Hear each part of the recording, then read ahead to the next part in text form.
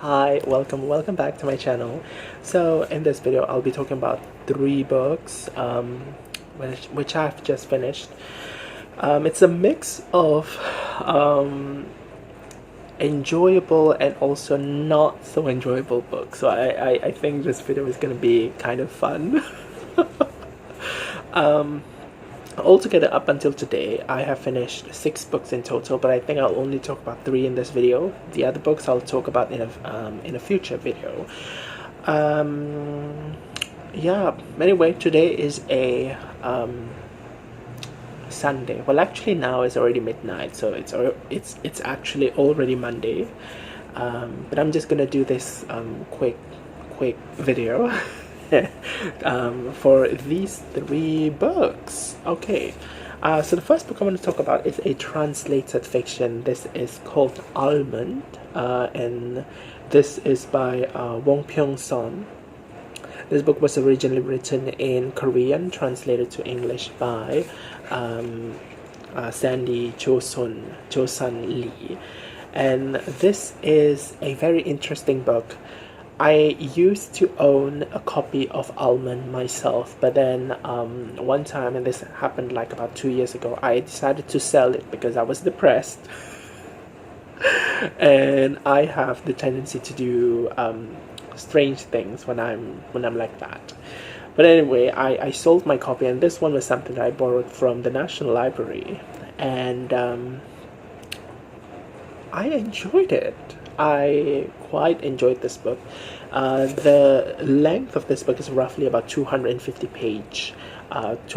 pages ish, and usually that would take me about 1 week to finish. But I think for this book, it was a fairly quick read. So in this book we follow a teenager. His name is Yoon, and apparently he has this condition in which, this brain condition in which he does not have the ability to express or experience fear or anger or guilt, all of these emotions that normal people can experience. And apparently it is because he has this smaller size of amygdala that kind of inhibits him from experiencing these emotions. And so because of that, he does not really have the capability of connecting with people with respect to experiences that have something to do with these kinds of emotions. And so he kind of he ends up coming across as kind of weird and all that when he was growing up. And so he gets bullied a lot. He gets ostracized because of that. People do not understand him, but he had incredible support and love from his grandmother and also mother. But unfortunately, something happened to his family, and this thing that happened to him and his family is something that normal people would respond with these kinds of emotions that Yoon does not have the ability to exhibit. And that kind of complicates things for him, because he's fine otherwise, but he just does not have the ability to respond in a way that is considered like typically human. And this book just kind of follows his journey in his attempt to kind of understand himself. And at the same time, as the plot unfolds, Yoon encounters another boy roughly the same age as him, whose name is Cohn, and they are sort of opposite in personality, but somehow they were able to kind of strike a relationship with each other. And I think this book does a wonderful job at first of all exploring the implications that that are brought upon. Wait a minute, I'm just gonna. Okay. the video just I have to pause the video for a while now. But anyway, I think this novel does a good job at describing kind of like the implications that is brought upon by Yoon Jae's inability to experience these emotions, and how that kind of shapes him into the kind of person as he's growing up. And with that, it also just kind of goes into the territory of Yoon Jae's relationship with people, his sort of like his way of kind of interacting with people interpersonally, and that eventually leads to this book exploring how Yoon Jae ends up having some kind of relationship with a few other characters in this book, especially the supporting character Cohn. And talking about his dynamics with this supporting character, I think that the way that this book kind of explores that relationship, I find it to be quite organic. The development feels kind of it is written in a I would say believable and consistent pace. You don't really get the sense that the pace is uneven, and so I kind of enjoy seeing that. And at the same time, it also feels quite believable.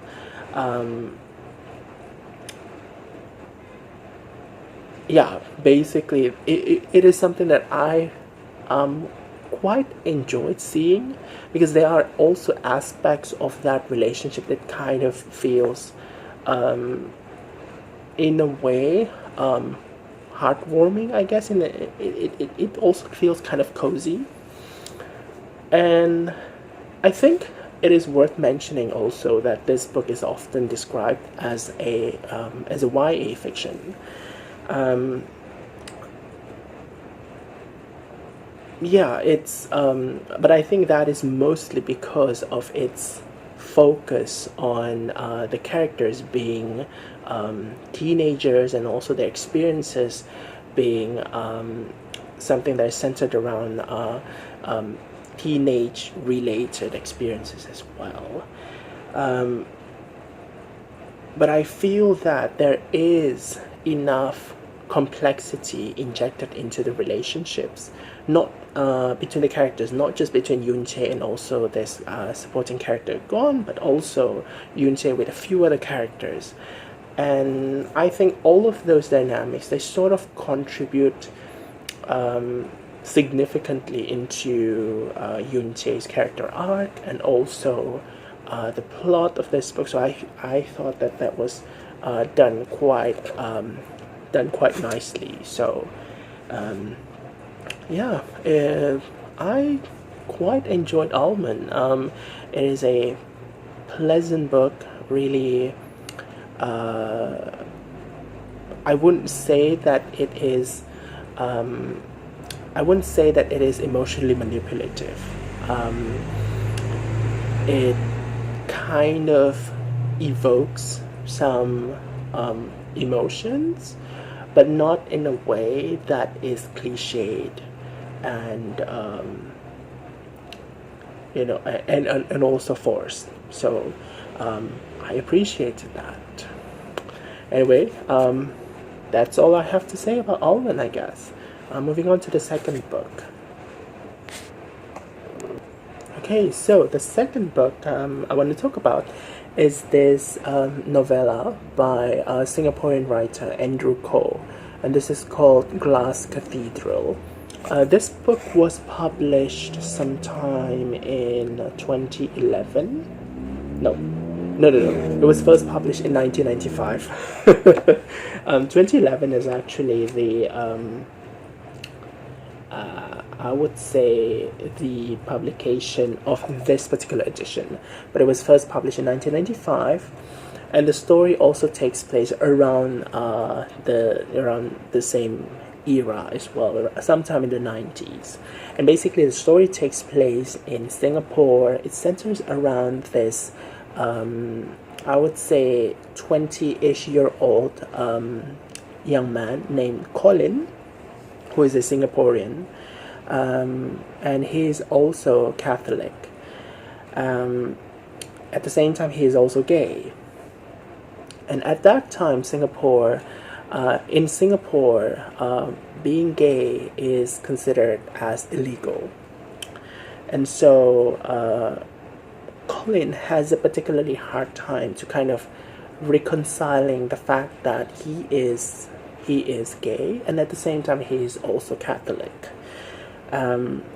Outwardly, he does not have the opportunity to really express himself, to really explore relationship in ways that are open without hiding himself. And then he ends up encountering another young man who also happens to be gay. And they strike up a romantic relationship with each other. But because of the fact that they have all of these different kinds of obstacles around them, living in Singapore at that time, they face tons of challenge. So basically, this novella is I would say it's a fairly short story that kind of provides a glimpse of the kind of obstacles that some gay men would face in Singapore at that time. One thing that I would like to note about this novella is that the story is not particularly dramatic. It is quite grounded.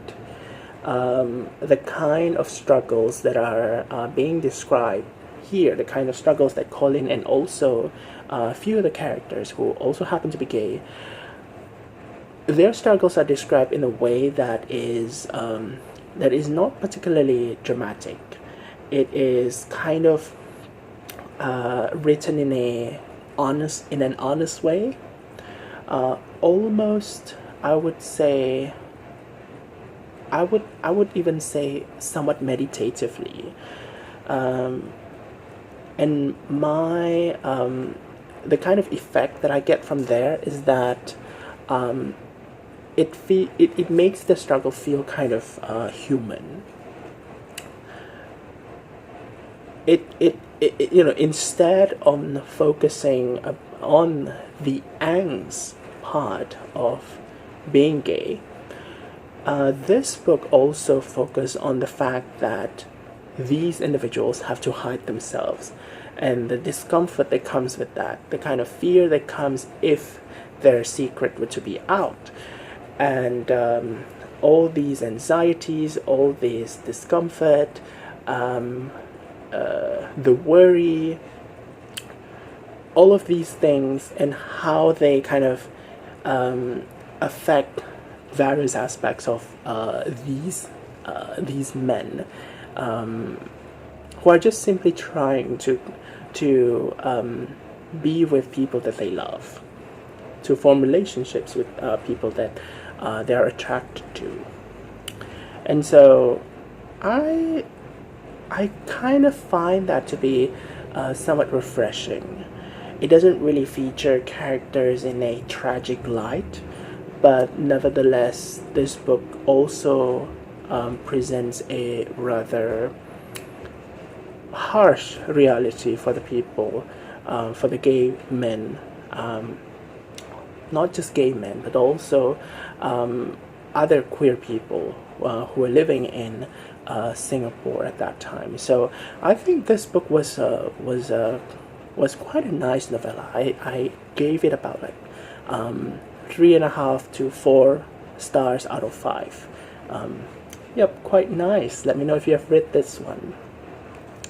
So I'm gonna move on to the third book. I'm gonna pause this video for a bit. Okay, I'm back for the third book. This is a much shorter novella. So I have two novellas in this video. This one is a translated fiction by Fredrik Backman, and it's called "And Every Morning the Way Home Gets Longer and Longer." This book was originally written in Swedish. It was translated to English by Menzies. And this is my first Fredrik Backman. I've heard of his name before. He is obviously quite popular, but I've not read anything by him. I just kind of have this impression that his writing may not be my cup of tea, but I want to at least have a taste to really determine if his writing is up my alley or not. And after reading this book, I would say probably not. It doesn't rule out the fact that I will, I will not read his books, other books in the future. I wouldn't write off, that possibility, but maybe sometime in the near future I might not. But yeah, about this book. So this novella is about this elderly man who has dementia. And basically what happens in here is this elderly man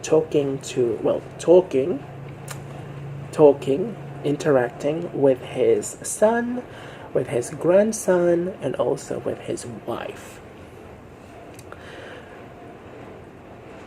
And the narrative is written in a way that is quite fragmented, which I think is kind of neat because it kind of shows the mindscape, the landscape of this elderly man's mind, being someone who has dementia. So I think that aspect of the novella was quite something that I quite appreciated. The content of the novella itself is mostly about this old man reminiscing about certain moments in the past that he shared with his son, with his grandson, and also with his wife. The kind of memories that they used to have when he was younger, the kind of joyful and probably less joyful things that they had experienced together before. So a lot of nostalgia revisiting in this book.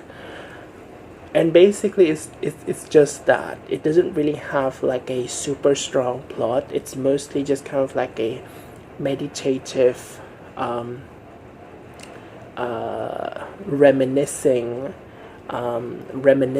of this man with these supporting characters. Now, something that I didn't really enjoy with this book is that I find that the writing to be really sappy and a little bit too simplistic for my taste. It uses a lot of cliches, and the kind of memories that are being used to kind of evoke the sense of nostalgia that this old man had with these other characters, his family. They tend to be things that are just really simple, stuff like some arguments, or not liking certain foods, or learning about some musical instruments, or fishing together, all of these things that are just kind of, I don't know, I don't want to say that these things are really cliched. I think that if written better, these things can certainly become refreshing. But the way that these aspects these details are sort of revisited in the memory of this man feels too surface level. There isn't much nuance given into the exploration of all of these memories. It's like, for example, not liking certain food, and basically that's where it stopped, not liking certain food. I would love to see something like, what is the implication of that? Like, how did that affect the relationship between this elderly man and the family member in which this memory is relevant to, or certain memories about shared hobbies, for example. Like, what is the implication of this shared hobby, of having done this shared hobby with another relevant family member? Like, how did that kind of enrich things, or how did that how did that give further significant meaning to that nostalgia, to that memory? That's just some example, but I feel like it is just a really simple description of nostalgic memory, and that's it. And I felt that I just did not get anything more beyond prose that is emotionally manipulative. And even then, I did not feel anything. I just felt like really cold. I was emotionless when I was reading this book. It was just, I know that the writing is supposed to be cozy and probably soothing, I suppose, but I just didn't feel any of those. I didn't feel like. Okay, I'm back. Hello. So my phone just decided that I talked a little bit too much and just decided to cut off the recording just like that. And honestly, even though I know that it's not a person doing that, it's an inanimate object doing it, I still feel teeny tiny bit insulted by it. But anyway, I think I said what I needed to say about this book, and I don't think I have more to add other than the fact that it was a little bit, well, it was not a little bit, it was really cliched. It was sappy, it was sentimental, and yeah. I did not enjoy it. It was just, oh no, it was like reading those inspirational quotes on a greeting card, I guess. But yeah, no, not really for me. I like the form, I find it interesting, but that's it, I guess. Anyway, those are all of the books that I wanted to talk about in this video. Evidently, I don't have enough space on my phone for more rambling, but I'm just gonna mention a little bit about like what I'm currently reading right now. I am reading this translated Japanese classic called Botchan. It's by Natsume Sōseki, and this book was originally written in Spanish. In Japanese, it was translated to English by, let me just check the name of the translator. Translated to English by Cohn. It's a short book, but I have to return it to the library before within a few days. Yeah, within a few days. So I have to finish this soon. If I don't want to extend my loan of this book. But anyway, yeah, what are you guys currently reading at this moment? Have you read any of the books that I mentioned in this video? Let me know in the comments. And yeah, I hope you guys are doing well. And that you guys are having a wonderful reading life and life in general.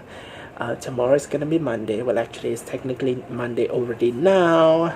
So I have to go to sleep. And I'll see you again in a different video. Thank you for listening. Bye.